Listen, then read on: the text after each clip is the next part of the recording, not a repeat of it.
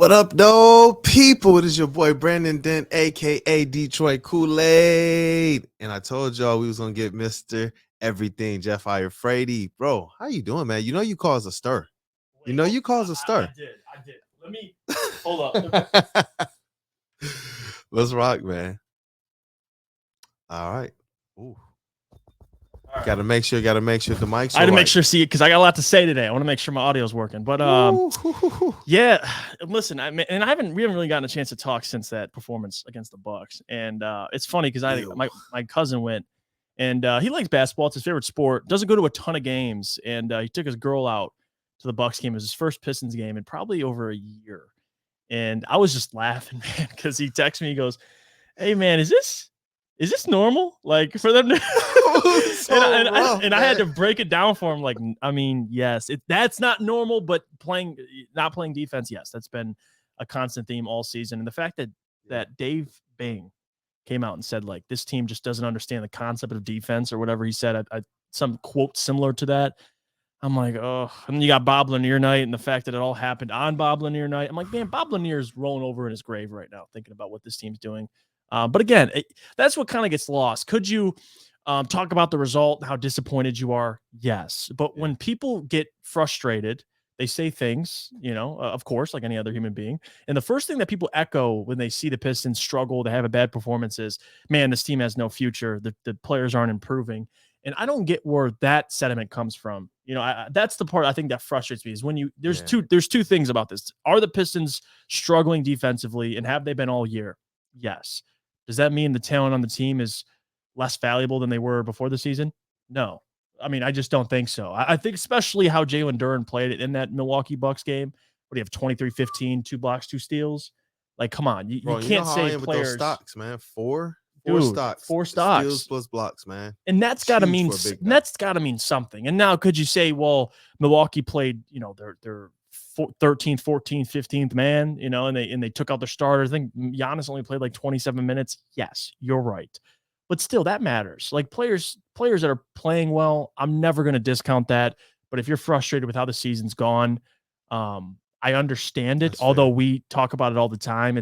You expected I don't think it's the record that frustrates me as much. Yes, it's frustrating that you're one of the worst teams, but you lose Cade, you don't have Isaiah Stewart, you don't have players throughout the season. Marvin Bagley's out for the unforeseeable future. That stuff, yes, it does come into play. But the fact that they're this bad defensively is what frustrates me. I think that's the point we got to talk about, not the players or the talent this team has. It's what they're doing defensively. That's the problem. Now, I'm not going to sit here and say, they can't defend. This team stinks. They have no future. I think that's a little ignorant to say. But defensively, they gotta fix something. They just do. And whether if you want to go the direction of blaming Dwayne, okay, but let's be real here. The fact that you mentioned, and we talked about it, and I'm sure you and Rod discussed it as well. The fact that the players came out and said we got to hold ourselves more accountable. You could say, well, they're just not trying to blame the coach. And that also means they respect Dwayne a lot and they understand what he's doing and trying to do. It's just the players aren't going out there and doing it. Because we've seen players. That's the problem. If they don't believe that the coach is the right guy, a player is not going to cover for that coach because they understand that this is their career. And these are young players. Right. It's not like Dwayne Casey's duping anybody. Like he got these young kids, he like he's a snake oil seller. It's like, that's not what's going on here. He has a track record with a lot of stars in this league. And if you have Dwayne Casey just for this vat of time, even if you don't believe he's going to be the coach for the actual contention time, which is fair, I don't take that from anyone. We've discussed that. Yeah, we've discussed that. For what they're doing right now, yes, he is the coach that these players are identifying with as saying, hey, he's helping us with our player development. And those are the things we have to ultimately look at. If they're going to suck this year, then it becomes certain intrinsic things that you want to look at. How are the rookies developing? How are the second and third year players developing? Right. It looked like they were going backwards. Now it looks like Killian Hayes is taking a huge step forward and towards being what we all thought he could be. Rod talked about this morning. We asked in the beginning of the season, how is 10-5-5 or 10-6-5 or 12 sounded great. 5? Now he's averaging that on the season. What about 10-5-5 or 10-5 and like 3 or 4 in the season?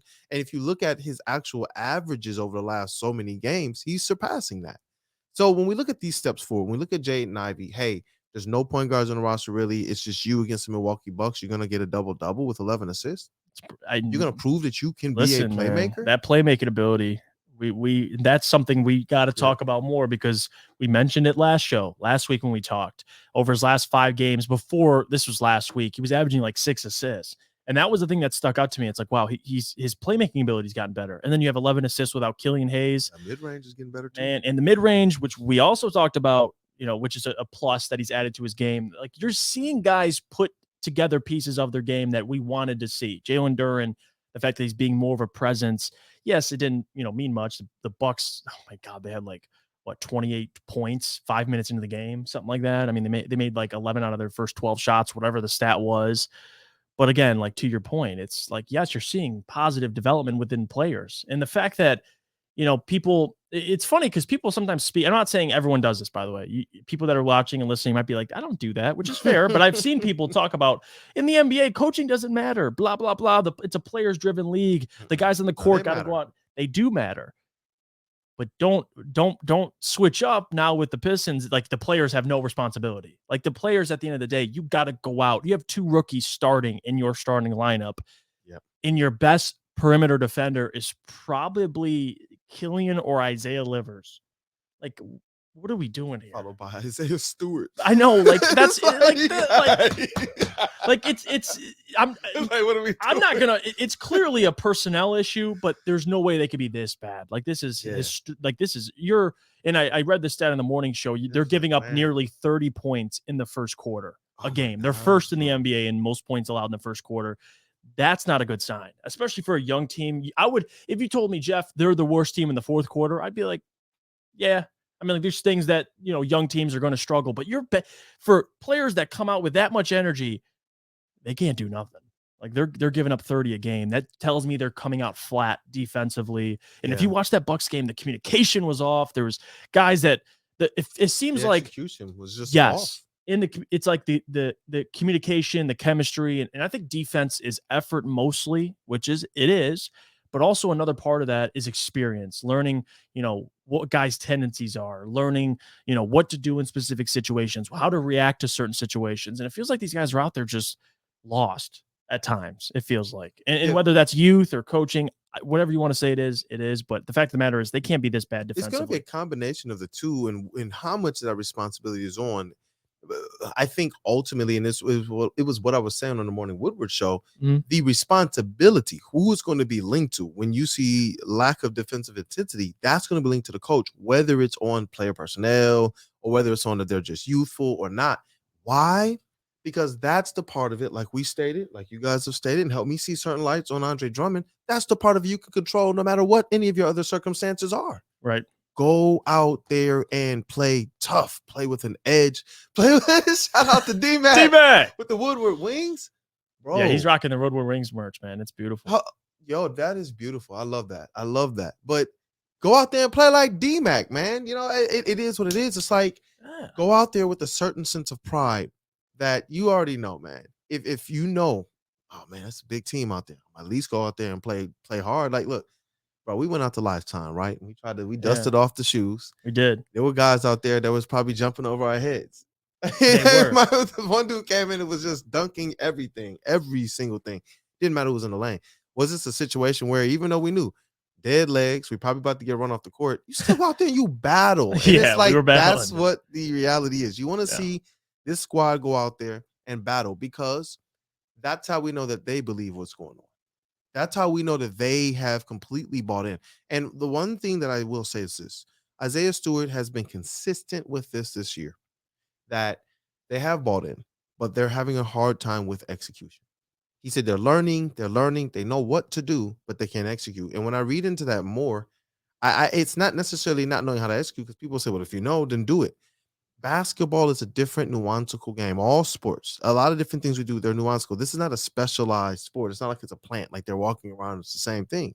No, the things that these guys love to do, an NBA team will say, well, we're going to take that away from them next game. We're going to game plan them this way. Somebody who was good at busting that type of coverage, who was elite at it, which made him elite, was Cade Cunningham. Mm-hmm. Our other guys, that wasn't a trait of theirs that, honestly, moving forward in draft coverage, I'm going to be looking at this. Who are these guys when the defense says, we're going to take away what you can do well? Now, Jaden Ivey's proving that he can kind of overcome that. His scoring kind of takes some fluctuations, but his playmaking has been pretty solid. Turnovers got to get in check. But this is kind of what I want to see as it relates to who I want to see this team be moving forward. Because Right. it's not a failure, it's not a waste to me. But if they don't basically fix the defensive intensity, the defensive identity, if they're not fixing some of those things as they move forward, then we can say, hey, development wise, this team has taken some aspect of a step back. I think they need more veteran leadership, and not just in the locker room, guys like Alec Burks, but I'm talking from a defensive standpoint. They need to bring someone in the offseason that embraces that end of the court and can hold guys accountable in real time. Not coach. Yeah, coaches met. And you know what's funny about that though is when you go from last season, your best player is probably your best defender, and now this season, your best player is your worst defender. Talked about.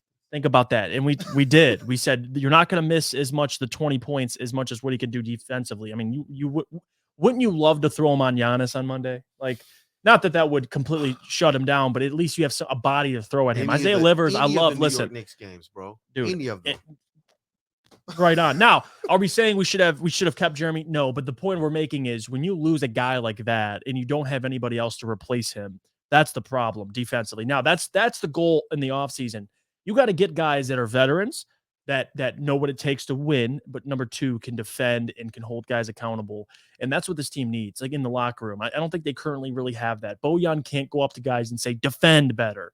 You're in the wrong positions, because they're going to look at Bojan and be like, yeah, what the hell are you doing defensively? You're a liability.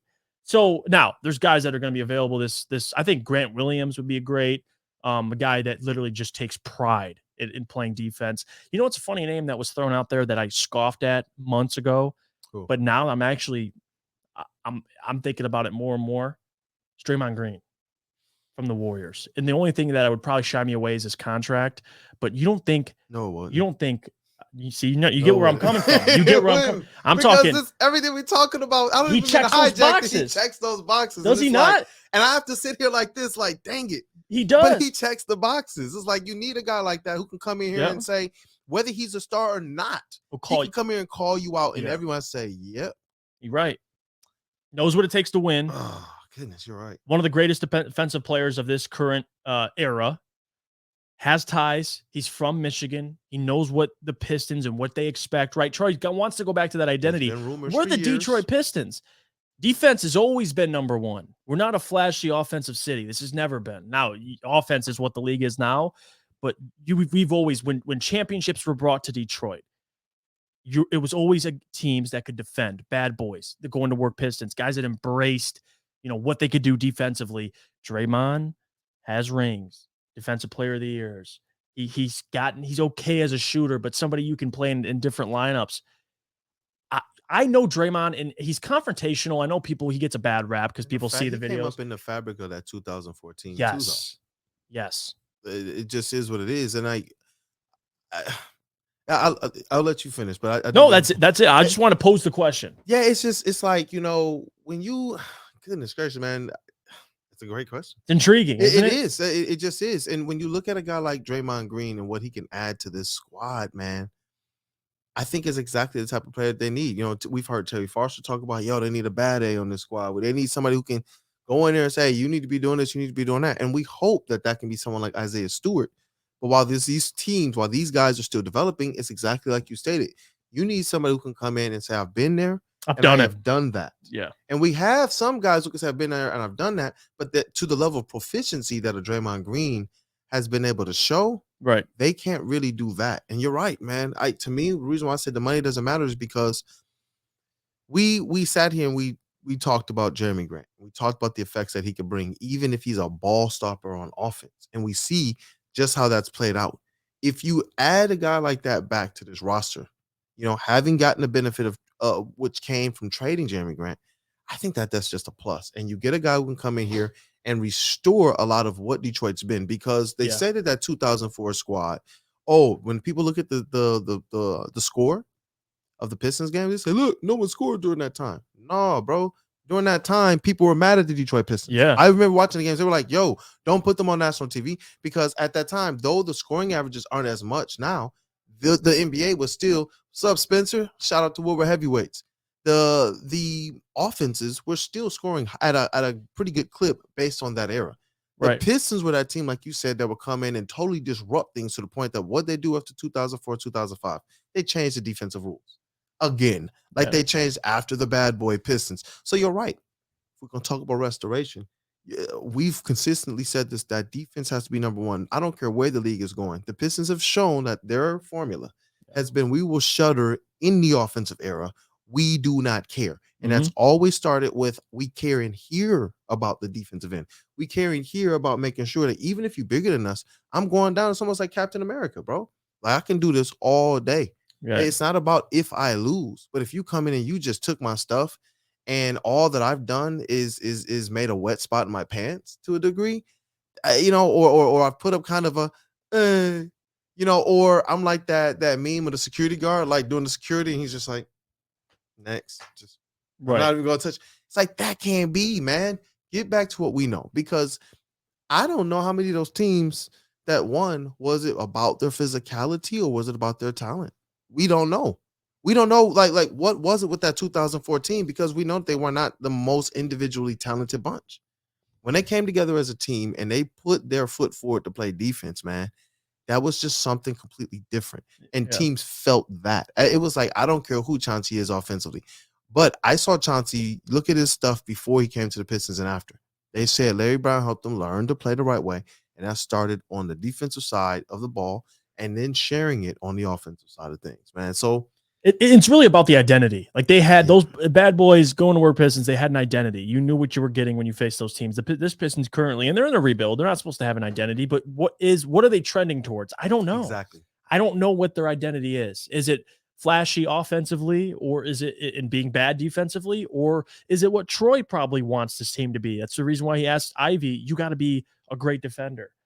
He's drafting versus. So you're saying Casey's telling them this and teaching them this? Oh, absolutely. I mean, that's Dwayne's. I mean, Dwayne has always been a defensive. I mean, which is, I don't know, people don't want to believe it, but going back to how long he's been in the league, he's known for defense. That's what Dwayne's always been known for, especially as an assistant with the Mavericks. That was always his job. But anyway, with the identity, that's what they got to. That's what they got to find. And with Ivy, Cade, Isaiah Stewart, Duran, and depending on what they do in free agency, that they have a versatile lineup. They have guys that are capable, but it's a mindset thing. Like that going to work team, man. Like, those guys every night knew in their head mentally, we are going to shut these dudes down. Like, we are just going to be better defensively than they are. They're not going to be able to hang with us. This team doesn't really have. I mean, of course they're not going to. They're young, but there's no sense of that. It's like they're just showing up to games like, hey, we're happy to be here. Let's play ball. Let's run it. But there's no. They don't take things personally, if that makes sense. They don't go out there, because a lot of it is effort, but man, they got to find their identity, and I think they will. But it's got to be defensively. It really does. Yep, and that's why I stated on the Morning Woodward show, that this is on Dwayne Casey, because it's not necessarily. We know that there's personnel and there's this and there's augmentations, and there's skills and there's young players, but he has to teach them the things that we're talking about right now. He has to teach them, hey guys, if you, no matter how talented you are, if you come out here like this is what it's going to be. And to be fair, Tim, in the last press conference, man, I think I got the audio here. Oh goodness, you know what? We're going to start parsing some of this audio in these. I'm going to start queuing it up in there so we can play it so people can hear exactly what they're saying as well. Because he stated it. We're still working on things. We're still learning things. We're trying to get this right. It is frustrating. But he said we're pounding defense. He said, clearly we don't need to work on offense. And maybe that's why we see some of the lapses in offense that we do see. But he did say they're working on defense. And what you see guys doing sometimes with their body language is almost a dejectedness, not at getting things necessarily, not at the score of the game, but at the fact that people look like they're getting things wrong. It's different when you're hammering something and you accidentally hit your thumb. But if you've gone and you hit your thumb, and then when you're done, you realize you put the whole thing together wrong. Now it's like, whoa, it's like a double whammy. You know what I'm saying? Yeah, you're like, screw this, man. It's like, screw this at that point in time. So it's not necessarily these guys are taking, the hits to the thumb. You want to make sure that they're building this thing the right way. Yeah. That's what this is about, and that they're developing the right way, and that they're playing the right way, because Dwayne Casey's MO is what? Building no bad habits.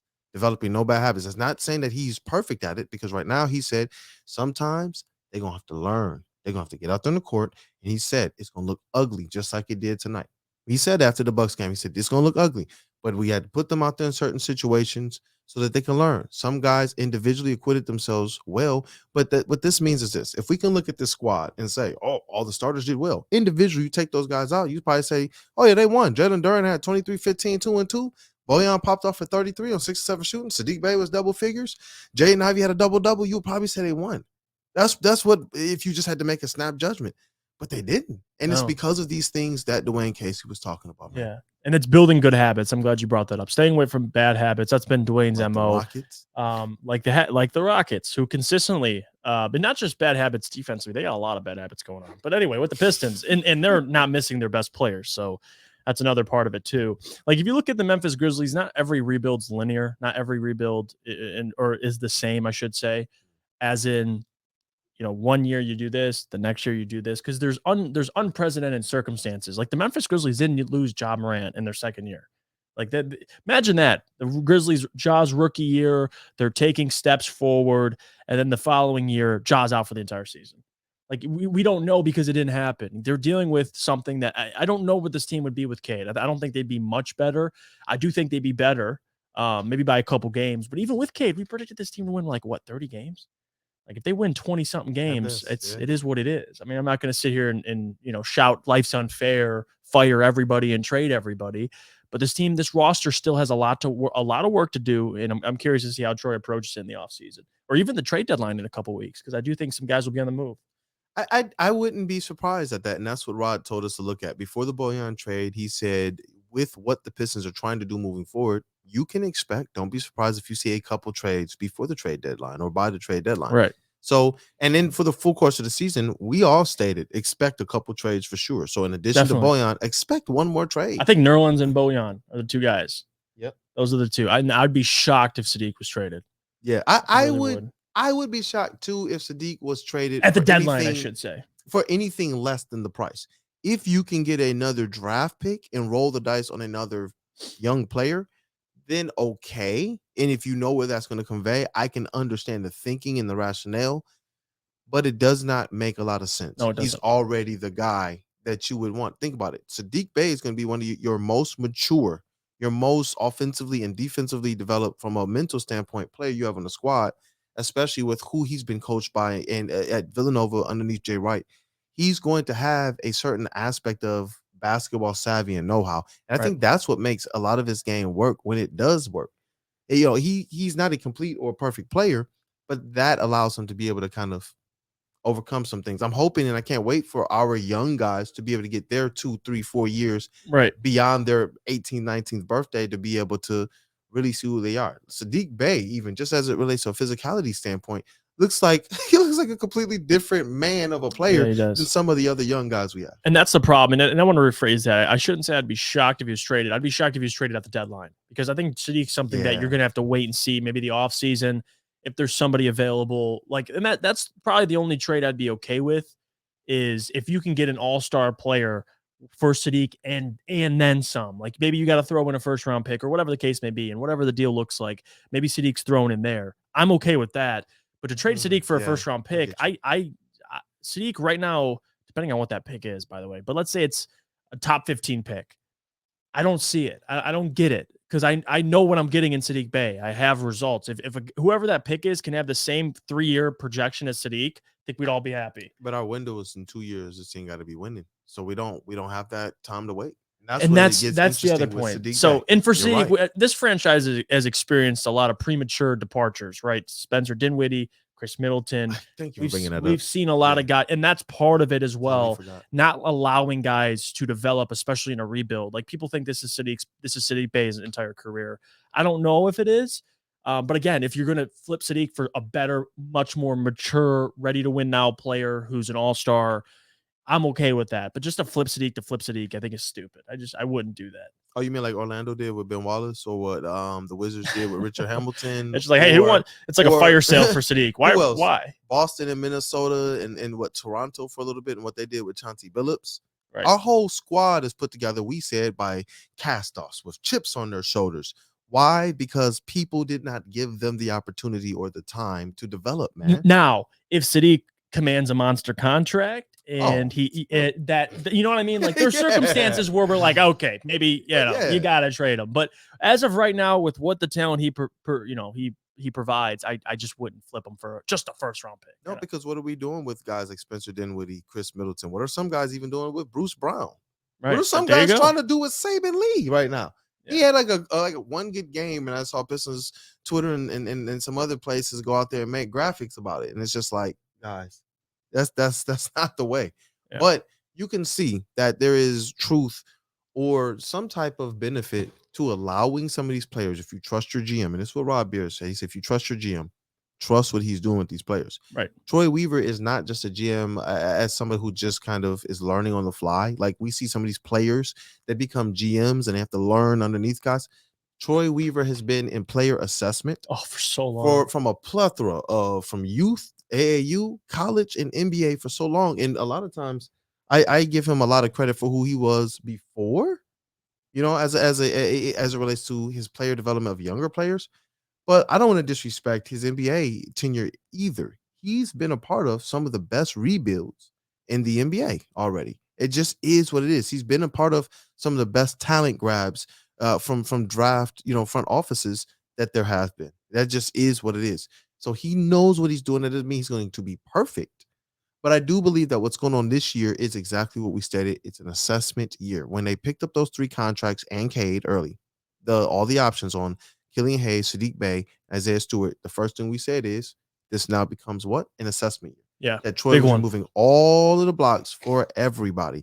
We said we would figure out these questions to the answers of Jalen Duren and Jaden Ivey. And the questions we had are exactly the things that we see them excelling at right now. Yeah. For Jaden Ivey, it was mid-range, it was 3-point shooting, it was playmaking. He's answered those questions. For Jalen Duren, it was a big man triage, and could he have an Andre Drummond type effect without all of the extras to the game? Could he just play and by the way, himself? Mid-range shot, Jalen Duren got a little something. And it's like he takes him at the right times. He's not over here jacking up mid-range shots. Like he's man, he's been impressive. IQ, man, it's impressive. And that's what I'm saying. Like, if you believe that Troy, which he's shown to do, can flip things like that in a heartbeat, listen, GMs that we would rate a little lower than Troy Weaver have been able to flip things like that. Wasn't SVG able to come in here and turn a team into a bad team into a playoff team like that? It only takes money or the ability to absorb somebody. Troy Weaver has shown the ability to do that. That's why I'm saying it. Adam asked this morning, Adam Baydoun on the Morning Woodward Show, your co-host there, asked this morning, what's the hope moving forward? The hope moving forward is the fact that we know Troy Weaver can flip this thing in an instant, and he actually has the capital this time. When he flipped this before, there was no capital, man. Dude, no cap space, no capital. Man made the record most trades in Pistons history, and the draft pick dropped 2 slots his first year. He can maneuver, he can pivot. We've seen him pivot. Yep. So I'm not too stressed out. I get it. It is frustrating. Don't get me wrong. You can check it out, Woodward Sports on Instagram. I went off on it, and it is frustrating. And you're allowed to be frustrated, but you're still allowed to be optimistic. I don't think people completely like my dad, and God, love my pops. But share your pop story, but say that statement again. You're allowed to be frustrated, but what? Not a lot. You can't lose optimism. That's part of it, man. You can be frustrated. Don't lose your optimism. That's a big part of it. That's what I was telling my pops too. He calls me. He's like, man, these Pistons suck. And I'm like, because he doesn't watch. I mean, he watches a couple games a year. He does not like extremely locked in on what they're doing. So I just, I get it. I'm like, he's the OG. So he's telling me, he's like, yeah, Pistons suck, man. And all this, they don't play defense. I'm like, yeah, I hear you. And I'm trying to pitch to him. It's like talking to any other person. I feel like I'm talking to like the average, any Pistons fan, just being like, well, they have these players and it's optimistic. And he goes, no, I don't see anything. I'm like, I'm trying to like talk him off a ledge, but at the end of the day, he goes, you know what? Yeah, I'm gonna just wait it out. And we'll see, because he's the same way with the Lions, right? I said the Lions suck last year. This year, now he's a huge Lions fan again. So the Pistons next year, if they're in the play-in conversation and they're making progress, I think all of this will just be forgotten about. But I can see why people right now are very frustrated, and rightfully so, after what you saw Monday. Yep. Why would you tune in? And that's what's hard. And we've talked about this too. How many people attend games? The top 11 in attendance. They are. But moving forward, how can I pitch that to people? You know what I mean? Like, Yeah. can I blame people for looking at that Monday and being like, I don't want to That go to was this rough, game? bro. I'm gonna keep saying that. That And my game cousin was like, rough, dude, is man. this like a normal day? And I texted him, like, was it packed? And he's like, I mean, not as, and you were there, right? Mhm. It wasn't as packed as it usually was. I will say this: it was more people because it was very cold. It was Milwaukee Bucks, and it was our first game after Paris. It was more people there than I thought should have Yeah. been there. Yeah. Yeah, and there were fans that were saying And that's like good to it hear. wasn't like sold out like how it has been this year, Right. but it was more people there, and I was like, wow. And I got to talk to some player reps. Shout out Ben Bagley as well, Pistons PR intern. Got to talk to him as well about it, and that was one of the pleasing things that they had. And there are both ends of the spectrum. There's the fans who aren't necessarily as clued in, who say they suck, and then there's fans who aren't as clued in, who say, "Oh, they're rebuilding." Yeah. Then they still don't know everything. They're just like, "Oh, Pistons are on Woodward Avenue. Hey, it's a cool night. No more Lions." We like those guys. We like Yeah. those people. We like those guys and girls. We like those Yep. people, man. Yeah, it's interesting, man. But to be frustrated is to be fair. I think that that's the place to break the bread with everyone. To be frustrated is to be fair because we have to be frustrated with the injuries. We have to be frustrated with the fact that the offense, if it just is going to cater with Cade not there, like the offensive identity, we're not talking about the wins and losses. Right. When Cade's there, there's an identity. There is. And Cade is the type of guy who can stop runs. You're talking about teams going on there and putting up 40 and 70 points in a half. That's what it is for me. I sit there every single home game, bro, and I'm like, all right, are they going to stop a team from putting up 70 or 60 points on them in the first half? And it's a struggle, man. Yeah. It's a struggle. And you're right. How you sell it, it gets tough, man. It gets tough. How do you sell continue to just show up, even though you know they're going to be better next year? I don't know. If you know that this squad is going to go out there and not just try to make it fun or entertaining, not just try to look offensively fancy. If you went out there and you knew this squad is going to lay it on the floor every single night, even if they lose, that's where you get the what interest. people said that they would support. And the big part of it, by the way, Pistons games are a lot of fun to go to still. Even if you go down there, man, and you get to watch. And the reason why I said that is I wouldn't blame somebody for saying, I don't want to go to a game if they're going to give up 150. I completely understand that. But again, you get to watch Jalen Duren. You get to watch Ivy. And you get to watch when Killian and Isaiah Stewart, these young players keep playing well. That is probably the number one thing. I mean, yes, is it frustrating when you lose? And I've been to a handful of games this season. We went to a couple together, and not all of them have been wins. I mean, sorry to breaking news. I mean, they've lost a lot of those games, but I still left the arena being like, you know what, it was a good time. I got to see I got to see Ivy and Durham play well. It gets you excited because you know what these guys, what you don't know what they're capable of. They could turn into, all-star caliber players. But then you leave, you're like, dang. Bro, people have more patience Still some work to do with my career on 2K. I know. But this is, I mean, honestly, it feels like that from a perspective of having to like cover the team. And you talk to people after the game like too. that. And you talk to people after the game. What was were they? Because when you did the interview with some people, I'm like, I feel like someone's gonna be like, man, this team's. No, I got more dropping today. I got a couple more interviews that dropping either today or tomorrow during the away game, I think. And you hear people, they're like, no, from a plethora of age groups. One guy was 4 when the 2004 Pistons won. The other guy is probably older than both of our ages combined. And both of them were like, yo, I'm here to just support. One guy was like, look, I'm from Detroit. My dad made sure that I watched all Pistons since I was born. Yeah, I think you might have seen that one. Oh, hold on. My man, hold on. You know what I'm about to say. Was that my man's who said Chauncey Billups was 6th man of the year? Was that him? Yes.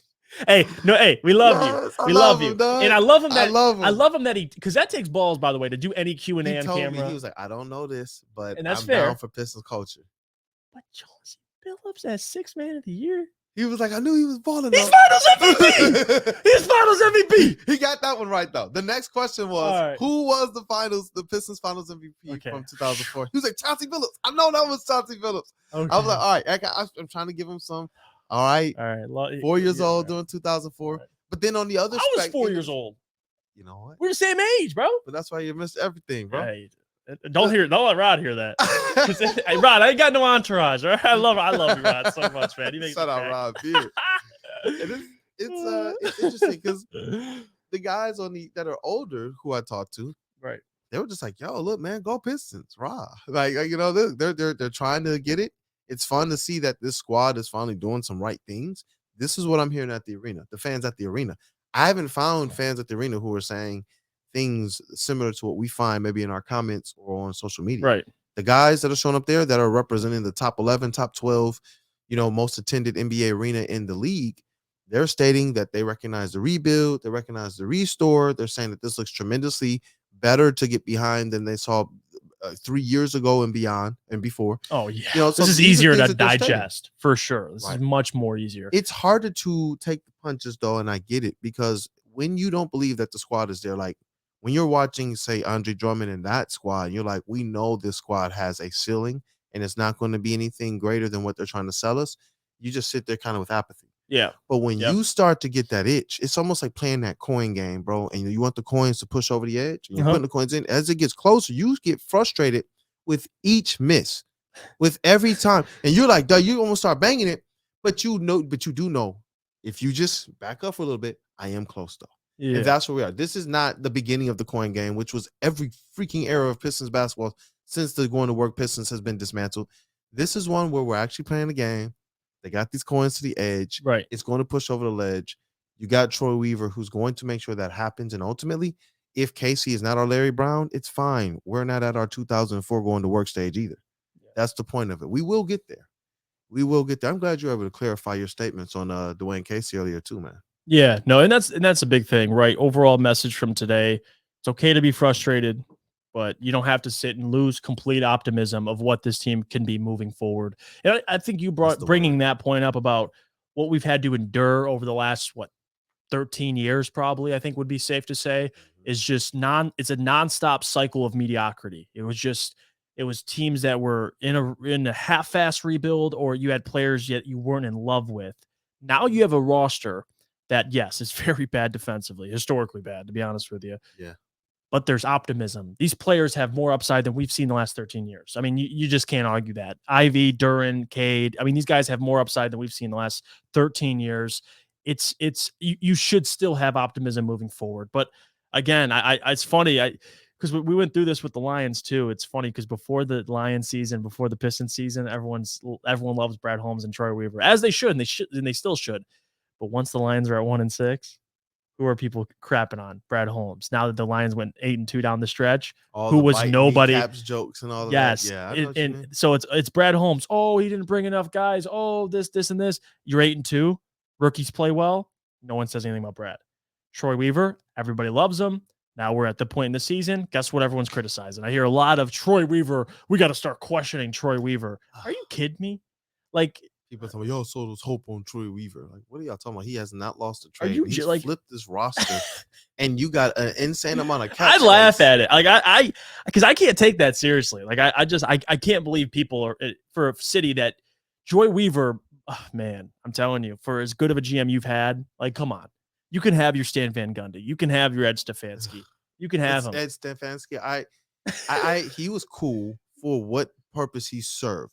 That bridge between him and Troy, and just, hey, I'm gonna find a way to get Andre Drummond out of here for you. Yeah, I'm gonna just do the job the best I can. I'm gonna do it the best I can. Maybe Ed Stefanski didn't deserve a stray, but he was almost like the guy that he was like, hey, Troy, what do you need to get here? Okay, that's it. And then people started saying things like, why didn't they trade Drummond at the deadline? Or why didn't they trade Drummond this way or do this or do that? These ways. And then you start to realize it's because they were trying to get Troy. I love Andre Drummond. I know that. But I heard if he was on this roster, just from sources, Troy wasn't coming here, bro. Troy wasn't coming here. So Ed, Troy wanted a complete rebuild. They're like, yeah. Troy was like, not even a complete rebuild. He wanted the ability to start a complete rebuild, like his way, mold a team. No, and I don't blame him for that. And if you ain't satisfied with what Troy's brought you, I got nothing for you. And he hasn't really had a legitimate free agency. Like, he hasn't been able to go out and spend big money. So I'm not going to sit here. Cap space even since before him. No, and he's the reason why you have cap space. So say thank you. Send him a thank you card. 3 years, bro. What? This is wild. Send him a gift for the holidays. He deserves it, man. Like, Troy, I got nothing against Troy, dude. I'm all good. Yep. We'll see, and I trust him to make that decision from a coaching perspective. And I'm still excited every day to talk about him. I really am. I know no one wants to hear him, but still, I think there's plenty to still discuss. I just think it's, you're talking about losses. People get like, they tune, they're like, dang it, we got to talk about the Pistons again. But as we know who they are, and we said we want to get through a third of the season before we start to make judgments, and then halfway through the season before we actually see what we're dealing with. Because A third of the season, what if people get injured? And people got injured. Now we're talking about Yeah, they different did. things now. Now we're talking about that's why you kind of wait. Now we understand the holes have to be plugged. Now the conversation has to be about how does this team take the step forward next year that we all believe that they could. That's what it's about. And that is on Troy. And right now he's stating for them to make that step, that what he's asked Coach Casey to do, that Coach Casey is doing. Would we agree next year's plan? Or at least be in that conversation for the plan? That's what we stated before the season. We said next year is the play-in game. You have the cap space to bring in the pieces you're talking about, including if it's Draymond or somebody else who can be that defensive leader, that absolute defensive voice. And need some more shooting, maybe. Need a little, maybe.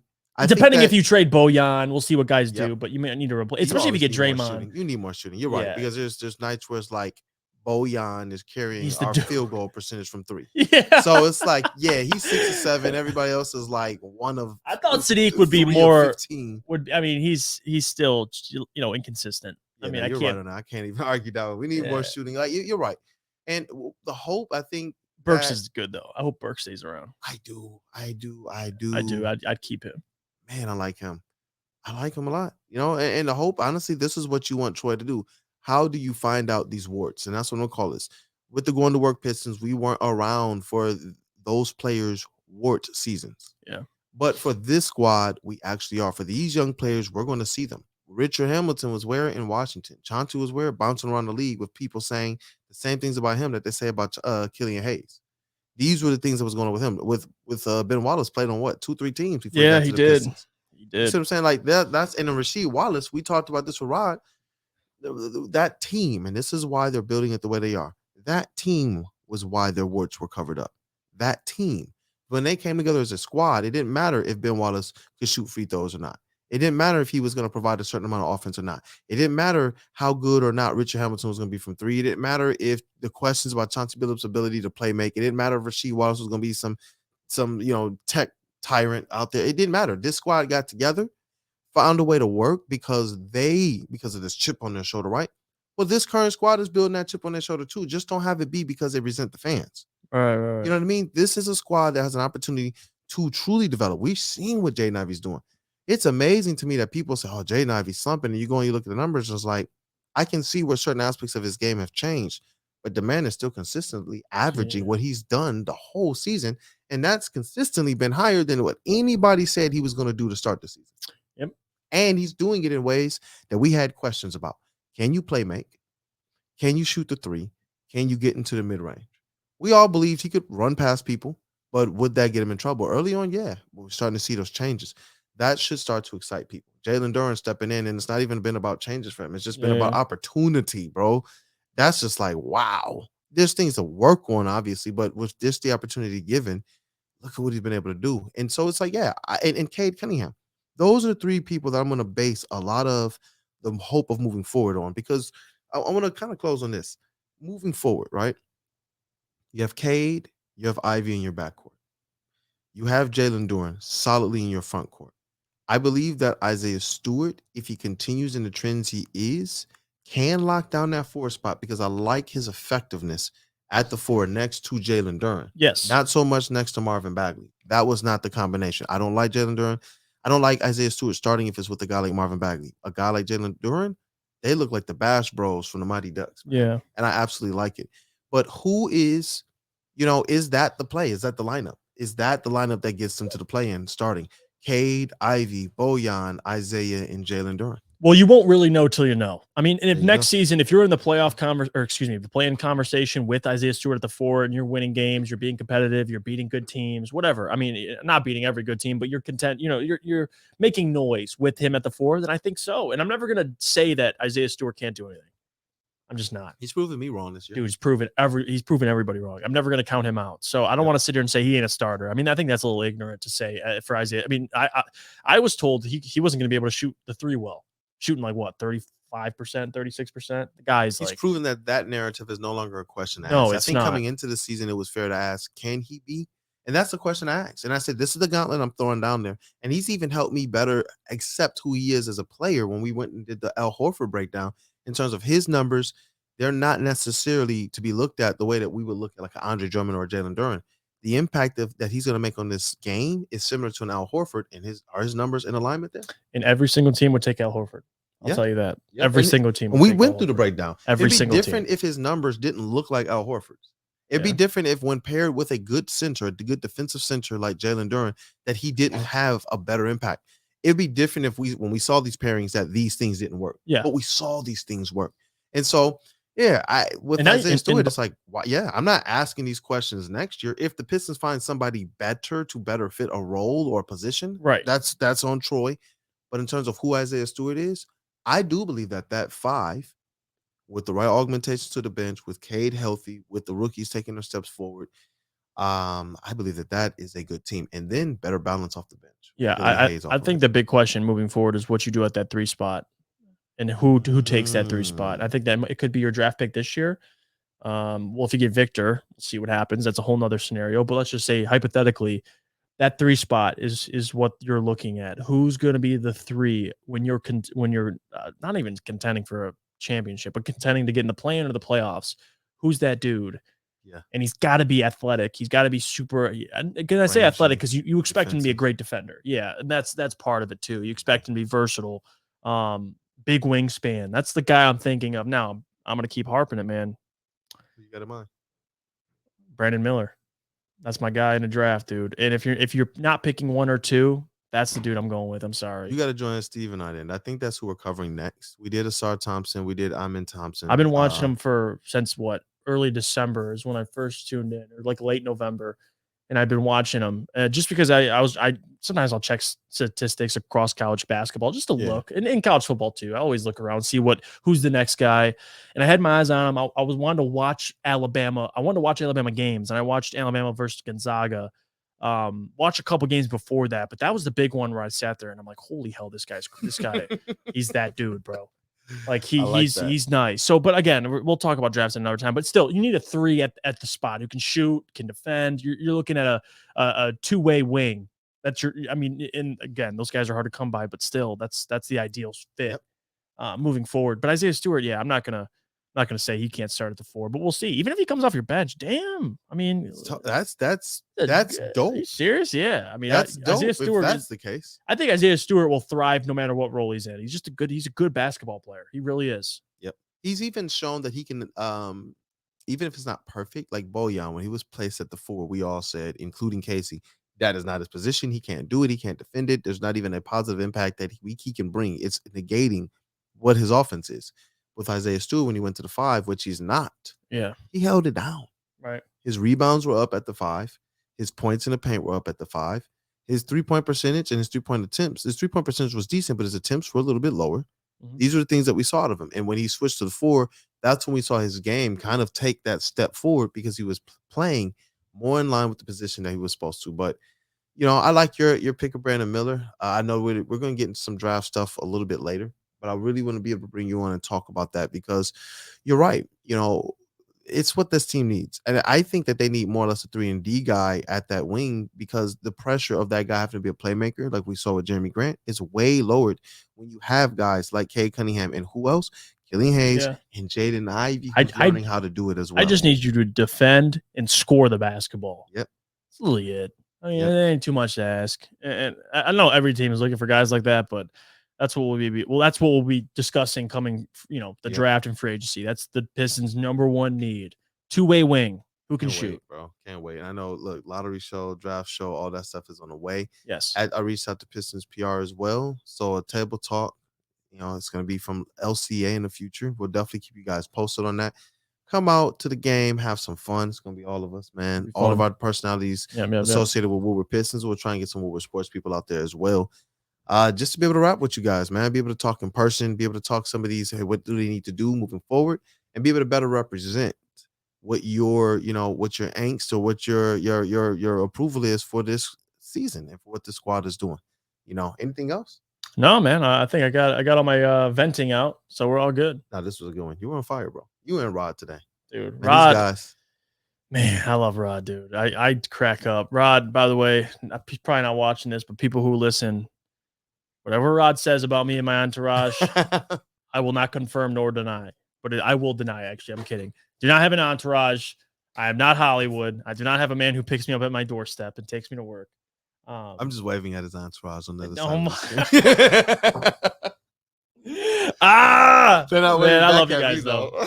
Man, subscribe if you haven't already, man. Show support. Woodward Pistons forever. Check out all social media too. Instagram's popping off. Instagram's doing well. Yeah. YouTube Shorts, we're starting to do more. So just staying consistent. Keep growing it. Thanks to you guys. Yeah, thank you all. All the people. Thank you all. Hey, hit those comments too.